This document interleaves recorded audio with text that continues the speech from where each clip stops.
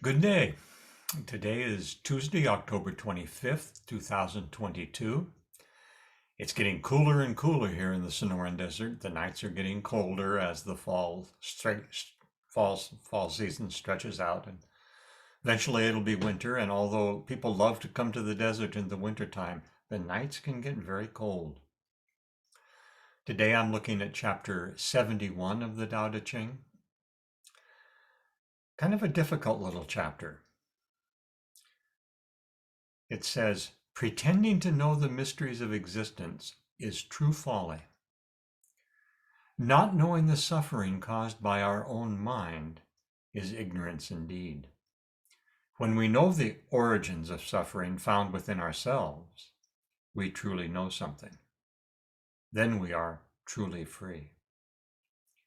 I say this is a difficult chapter because it points out to me that following a Taoist path or seeking to walk the Tao is not all petting little bunnies and dancing through flower-strewn meadows.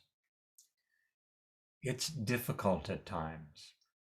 There are some things that we have to look at if we truly want to be free that we'd rather not look at. In my experience, Taoist thought and practice doesn't unravel the philosophical questions, the question of life, the universe, and everything. Those of you who are Douglas Adams fans know that the answer is, of course, 42. In the view of Lao Tzu, these existential questions really are best left unanswered because they're fundamentally unanswerable. The answer may as well be 42. And attempts to answer these deep questions often keep us stuck in the snares of our own conditioned mind and block us from knowing that which is truly valuable to know, how we cause ourselves to suffer. Lao Tzu often speaks of the De, the Te, the natural quality that each being, that human beings especially have, that becomes hidden by layer upon layer of conditioned perceptions of ourselves and of the world. And it's formed by family and education and culture in general. And it's kept in place by a closed system of circular thinking. That is, these things are true, therefore I see the world through these beliefs. And voila, the conditioning is reinforced. I think these things are true. I see the world through this lens, and son of a gun, I see that they're true. And over, this circle closes until I lose sight of who I really am, who I truly am in my essence, and see only who I've learned to think I am. And I suffer. I suffer because this is one vast, complicated illusion. And there's no one method, certainly no easy method, for seeing through and unraveling this process. Many people, if not most people, don't do it, finding it easier to carry their illusions and their sufferings to the grave. Self-knowledge, sounds like a wonderful thing to cultivate. I mean, who doesn't want to cultivate self-knowledge? But to step into the freedom for which we truly long requires a willingness and courage, because all of our self-identities, all of our images of other people, all of our relationships with friends, family, and culture are held in place by the conditioning. If we try to step out of it, all hell breaks loose.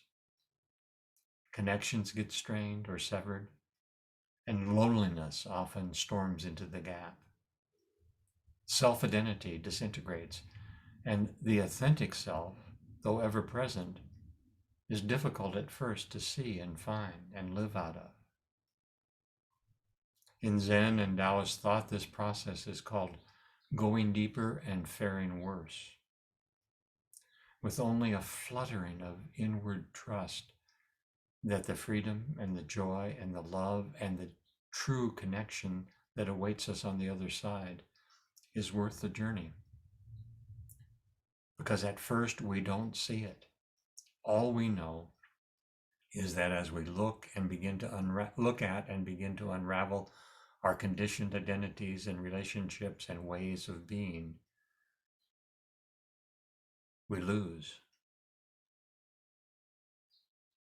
We feel a disintegration. We feel a disillusionment. And disillusionment is not fun, not fun at all.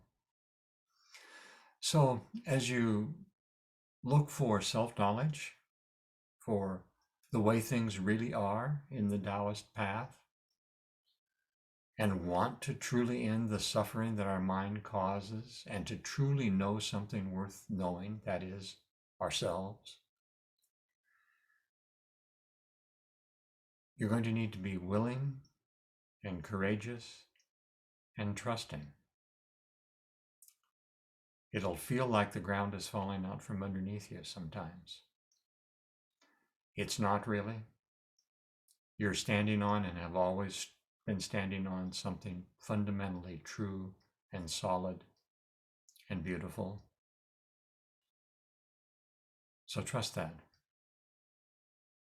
Then you'll truly know something. Then you'll truly be free. We'll truly be free. We'll support each other in this. And I will see you down the road. Blessings.